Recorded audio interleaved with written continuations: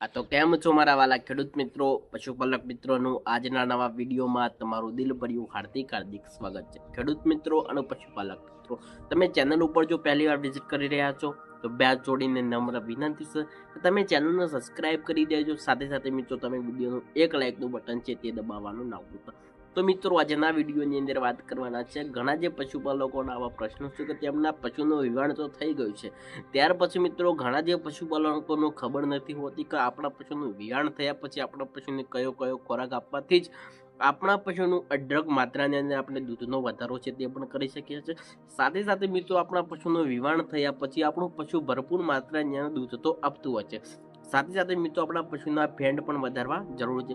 જો વધારે પ્રમાણની દૂધ હશે તો આપણને ઓછા ફેંડ જોવા મળતા હોય છે, ઓછું દૂધ હોય તો આપણને વધુ ફેટ છે તે જોવા મળતા હોય છે। સાથે સાથે મિત્રો આજના વિડીયોની અંદર વાત કરવાના છે કે વિયાણ થયા પછી પશુને કયો ખોરાક આપવો જોઈએ, ત્યાર પછી વિવાણના મિત્રો 10 થી 15 દિવસ પછી આપણા પશુને કયો ખોરાક આપવાથી જ્યાં સુધી આપણું વિવાણું છે પશુ ત્યાર પછી જો મિત્રો ફરીથી આપણું પશુ વિવાહ છે ત્યાં સુધી એક જ લિમિટની અંદર દૂધ આપે તે રીતના આજના વિડીયોની અંદર વાત કરવાનો છે। સાથે સાથે મિત્રો પશુનું વિયાણ થયા પછી પણ આપણા પશુની ઘણી બધી બાબતોનું ધ્યાન પણ રાખવું જરૂરી છે। ઘણા જે પશુપાલકો શું છે કે તેમને 90 થી 99% પશુપાલકોને ખબર નથી હોતી કે પશુનું વિવાણ થયા પછી કયો ખોરાક આપવો જોઈએ, ત્યાર પછી મિત્રો વિવાણના 15 દિવસો પછી કયો ખોરાક આપવો જોઈએ તે આજના વિડીયોની અંદર સંપૂર્ણ માહિતી તમને સ્ટેપ બાય આપવાનો છું। સાથે સાથે મિત્રો તમે હજુ સુધી તો લાઇકનું બટન ના દબાવ્યું તો પ્લીઝ લાઇકનું બટન છે તે દબાવવાનું ના ભૂલતા। તો મિત્રો આજના વિડીયોની અંદર વાત કરીએ તો વિવાણના પશુનું વિવાણ થયા બાદ હવે તમારે શું ખોરાક આપવાનો છે, કયો ખોરાક આપવાનો છે તે પણ જાણવું હોવા જરૂરી છે। હવે સૌ પ્રથમની અંદર વાત કરીએ તો આપણા પશુનું વિવાણ સંપૂર્ણ રીતે થઈ ચૂક્યું છે તે સમયની અંદર તમારે જ્યારે પશુનું વિવાણ થઈ ગયું તે સમયગાળાની અંદર તમારે શું છે કે સૌ પ્રથમની અંદર મિત્રો તમારે 1 થી મિત્રો 2 કિલો જે મિત્રો તમારા બાજરી બાફીને તમારે આપવાનું ચાલુ કરી દે। જો પશુનું વિવાણના તુરંત બાદ 1 કલાક પછી પણ તમે આપી શકો। ત્યાર પછી મિત્રો જો ભેંસની સારી રીતે મેલી ના પડી હોય તે સમયગાળાની અંદર કઈ કઈ બાબતોનું ધ્યાન રાખવું તે પણ જાણવું જોઈએ। હવે સૌ પ્રથમની અંદર વાત કરીએ કે જો પશુનું વિવાણ કમ્પ્લીટલી સારી રીતે થઈ ચૂક્યું છે, આપણે કોઈ ડોક્ટરની પણ જરૂર નથી ને વિવાણ કમ્પ્લીટલી થઈ ગઈ પશુનું બરોબર, ત્યાર પછી મિત્રો તમારે બાજરી બાફીને આપવાનું ચાલુ કરી દેવાનું। જો મિત્રો તમે પશુના તમારે બાજરી અને બાજરીની અંદર મિત્રો તમે 200 થી 300 ગ્રામ જો તમે ગોળ તેની અંદર એડ કરીને તમે તમારા પશુનું પીવડાવવાનું ચાલુ કરી દે અથવા મિત્રો બાફેલી બાજરી તમે ખવડાવવાનું ચાલુ કરજો। દિવસની અંદર 2 થી 3 વાર તમારે ખવડાવવાની જો આપણા પશુનું વિવાણ થઈ ગયું ત્યાર પછી। જો મિત્રો તમે 2 થી 3-4 દિવસ સુધી જો પશુને તમે બાજરી બાફીને તમે આપવાનું ચાલુ કરી દેશો તો તેનાથી શું છે કે આપણા પશુની મિત્રો મેલીન જો ગર્ભાશયની અંદર જો મેલીનો થોડો ઘણો બધો બગાડ હશે તો તે બધું પશુનું ગર્ભાશય તે એકદમ સાફ થઈ જશે। સાથે સાથે મિત્રો જો તમે પશુનું ગોળ ખવડાવશો તો પછી જે પશુનું કેલ્શિયમ છે તે પણ સારી રીતે જળવાઈ રહેતું હોય છે। જ્યારે આપણું પશુનું વિવાણ થાય છે તે સમયની અંદર શું છે કે પશુ છે તે મિત્રો નરમ થઈ જતું હોય છે કે પશુના શરીરમાંથી એકદમ તાકાત ઓછી થઈ જાય છે, એટલે કે દેશી ભાષાની અંદર કે તો પશુ નબળાઈની અંદર આવતું હોય છે। સાથે સાથે મિત્રો પશુની તાકાત પણ ઓછી ના થાય ને પશુ સારી રીતે દૂધ આપે તો તેના માટે જ આપણે વાતચીત છે તે કરવાના છે કે તમારા પહેલા તો તમે બાજરી બાફીને આપવાનું ચાલુ કરી દે। સાથે સાથે મિત્રો તેની અંદર સ્વાદ પ્રમાણે તેની અંદર 200 થી 300 ગ્રામ જેવો ગોળ એડ કરીને આપવાનું ચાલુ કરી દે। હવે શું છે કે તમારા જ્યારે પશુનું વિવાણ થઈ ગયું તે સમયની અંદર તમારે શું છે કે લીલો ચારો ક્યારે નથી આપવાનો, ફક્ત મિત્રો તમારો સૂકો ચારો તમારે આપવાનો ચાલુ। જો પશુ તમારી પાસે જો ઝાડનો પૂળો હોય તો ઝાડનો પૂળો આપો, બાજરીનો પૂળો હોય તો બાજરીનો પૂળો 1 થી 2 પૂળા તમારા નાના નાના કટિંગ કરી તમારે આપવાનું ચાલુ કરી દે। જ્યારે પશુનું વિવાણ થઈ ગયા પછી આ બધા ખોરાકો આપણને સાથે સાથે મિત્રો પશુનું વિવાણ થઈ ગયા પછી જો પશુને તમારે પાણી પાવું હોય અને પશુનું પાણી આપવું હોય તો તમારે કઈ રીતે પાણી આપવાનું છે તે બધું જાણવું જોઈએ કે પશુને હુંફાળું પાણી આપવું જોઈએ, સામાન્ય ગરમવાળું સામાન્ય બાફવાળું પાણી જો તમારા પશુને આપવાથી તેની અંદર ઘણા હજારો ફાયદાઓ રહે।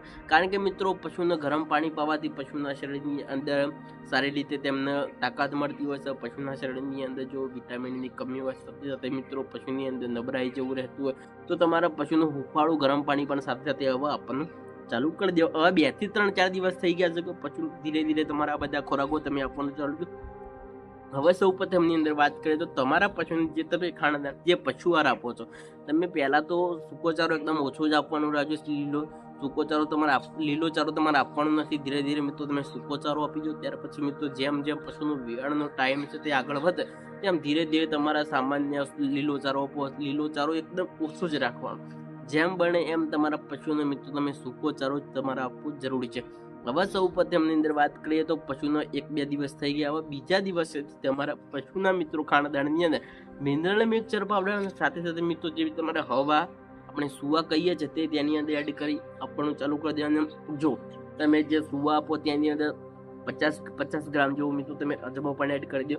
સાથે સાથે મિત્રો તમે મિનરલ મિક્સચર પાવડર પણ એડ કરો. અને આપણે શું છે મેડિકલ સ્ટોરમાંથી આપણે શું છે કે આપણે લીવર ટોનિકની બોટલ અને જે કેલ્શિયમની બોટલ મળતી હોય છે તે તમારે લાવી તમારા પશુને આપવાનું ચાલુ કરી દે.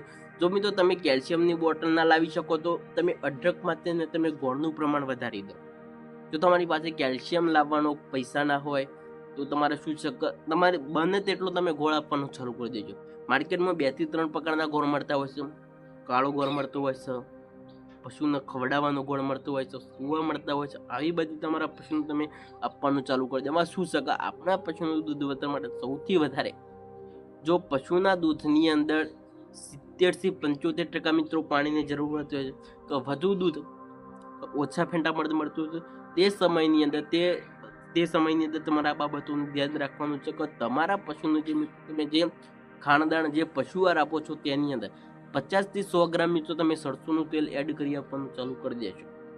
તો ત્યાંનાથી શું છે કે આપણા પશુના મિત્રો ફેટ પણ જળવાય છે. સાથે સાથે મિત્રો આપણને દૂધનું ઉત્પાદન છે તે પણ મિત્રો સારી માત્રાની અંદર છે તે મળતું હોય છે. ત્યાર પછી હવે 15 દિવસ બાદ મિત્રો તમારે આ બધા ખોરાકો આપવાનું ચાલુ કરી દેવાનું છે કે આપણા પશુના વિવાણના 15 દિવસ પછી જો તમે આ ખોરાક તમારા પશુને તમે સ્ટેપ બાય આપી દેશો તો જ્યાં અત્યારે તમારું પશુ વિવાણું છે ત્યારે મિત્રો ફરીથી જો તમારું પશુ વિવાશે અને લાઈફ ટાઈમ તમારા પશુના દૂધના ફેંટ પણ તમને જળવાઈ રહેશે. અત્યારે જો તમારા પશુનું વિવાણ થઈ જાય ફરીથી પાછું વિવાણ થશે ત્યાં સુધી જ એક જ લિમિટની અંદર દૂધ છે તે આપતું હોય છે. ઘણા જે પશુપાલકોના પ્રશ્નો આપણે જોયેલા છે તો વિવાણના સૌ પ્રથમની અંદર તો જે ભરપૂર માત્રાની અંદર દૂધ આપતું હોય છે ત્યાર પછી મિત્રો દિવસે દિવસે એ દૂધની અંદર ઘટાડો પણ કરતો હોય છે. કારણ કે મિત્રો તમારા પશુના ખાણદાણની અંદર તમે મિનરલ મિક્સચર પાવડર આપો. પશુને શું છે કે દિવસ દરમિયાન 40 થી 50% મિત્રો તમે સૂકો ચારો આપો, 40 થી 50% મિત્રો તમે લીલો ચારો આપો. જેટલો તમે સૂકો ચારો આપો છો તેટલી જ માત્રાની તમારે લીલો ચારો આપવાનો છે. 20 થી 30% તમે પશુ આહાર આપવાનો. 1 થી 1% તમારે મિનરલ મિક્સચર પાવડર ક્યારેય નથી ભૂલવાનું. સાથે સાથે મિત્રો જો તમારા પશુનું મિત્રો તમે ઘઉંનું ભરડું આપો છો તે કઈ રીતે આપવાનું છે કે તમારા પશુનું તમે બાફીને આપવાનું રાખો. ઘણા જે પશુપાલક શું કરતા છે કે તેમના ખાણદાણની અંદર છે તે ભેરવીને આપતા હોય છે. આ રીતે તમે આપશો તો તેના પશુને તે સારી રીતે તેના શરીર ઉપર લાગતું નથી. જો તમારા પશુનો જે તમે ખાણદાણ જે પશુ આહાર આપો છો તે પશુ આહાર જે ઘઉંનું ભરડું છે જો મિત્રો તમે બાફીને આપવાનું ચાલુ કરશો તો તેની અંદર હજારો ફાયદાઓ રહેલા છે. પશુની સારી રીતે તેને પછી પણ જતું હોય છે. તો જો તમે કાચું ભરડું ખવડાવશો તો પશુની અંદર ઘણું બધું નુકસાન છે તે સામાન્ય જોવા મળતું હોય છે. તો તેનાથી શું છે કે પશુ દૂધ પણ નથી વર્તાવતું અને પશુને શું છે કે મિત્રો ઝાડા જેવી સમસ્યાઓ તે આપણને જોવા મળતી હોય છે. હવે સૌ પ્રથમની અંદર વાત કરીએ તો આપણા 10 થી 15 દિવસ પછી જો તમારા પશુનો આ ખોરાક તમારે આપવાનું ચાલુ કરી દેવાનો છે તો હવે 10 થી 15 દિવસ પછી મિત્રો તમારા પશુનો શીરો બનાવી આપવાનું ચાલુ કરી દે.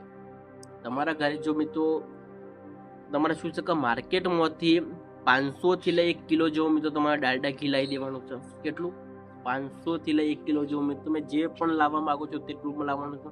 500 લાવો તો 500 અને કિલો લાવો તો કિલો. જો માર્કેટમાંથી 500 ઘી વનસ્પતિનું જે ડાલડા ઘી આવે તે તમારે લાવવાનું. તેની અંદર આપણે શીરો બનાવવાનું.